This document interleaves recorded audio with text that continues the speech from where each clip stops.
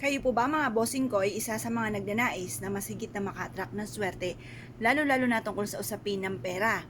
Ako po'y may tuturo sa inyo. Proven po ito mga bossing. Basta pag ginawa nyo ito at naibigyan nyo po ito ay lumarga na po kayo. Kayo po mga bossing ko ay magbilad sa loob ng 1 linggo sa tubig at ang bawang.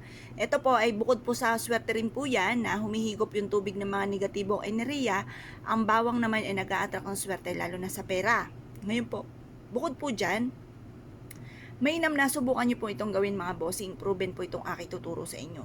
Ngayon po mga bossing, ang gagawin nyo lamang, kumuha po kayo mga bossing ko dito. Pagtapos kapag naibilad nyo siya at sinibula na, kayo po ay humarap sa may silangan.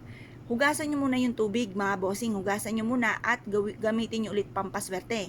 Tapos ito namang bawang po natin, magtatanim po tayo. Alam niyo po ba ang pagtatanim ng bawang, lalo na pag napadami niyo po ito, ay isa sa mga magandang sinyalis po ito. Lalo na kung ito ilalagay nyo sa gilid ng inyong tahanan or kaya ilagay sa isang magandang paso at ilagay sa loob ng inyong tahanan. Itanim nyo ito sa matabang lupa, swerte ang dulot. Kaya sabihin nyo po sa pamamagitan ng pagdami ng bawang na ito, matutupad lahat ang mga pangarap ko sa aking buhay at kung ano man ang mga pagsubok o pinagdadaanan, ay kaagad ko itong pagdadaanan at hindi ko tatambayan. Mag-wish na po kayo mga bossing ko ng walang gamit na sana, direct to the point. Pagtapos na po kayo mag-wish mga bossing, or i-wish nyo pa yung halimbawa, magkaroon ako ng malaking bahay, magkaroon ako ng negosyo na dito na ako yayaman, maligtas kami na sa anumang kapahamakan at magkaroon kami ng napakahabang buhay, yon itodo-todo na nyo na po ang inyo po mga kahilingan. Ngayon po mga bossing, pagtapos na po kayo mag-wish, ay mas mainam mga bossing ko na uugaliin nyo na mapagdidilig po dito sa ating bawang. Kasi wasa dumami po ito, yun po ang grabe rin na swerte po ng dulot po nito. Ngayon pa mga bossing, habang itinatanim nyo po ito, paulit-ulit kayo nagwi-wish ng mga magaganda. At pagtapos, pag naitanim nyo na, diligan nyo po siya, habang paulit-ulit pa rin po kayo na nagsasabi ng mga magaganda, yung mga wishes po ninyo.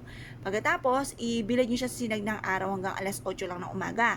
At pagkatapos siyang maibilad ng alas 8 ng umaga, kunin nyo po itong pasuin na ito at ilagay nyo po sa gilid ng inyong pong pintuan. Or kaya po, kapag nakita nyo buhay na po yan, pero tingin ko mabuhay na po yan kapag may mga sumibol na po dyan mga bossing ko at inilagay nyo pa sa loob ng inyong tahanan, basta i-maintain nyo lang po ang pagdidilig, mabubuhay po yan mga bossing. Ngayon pa mga bossing, kung kayo pinaniniwala at nais po itong gawin, i-mindset nyo na kayo magiging matagumpay.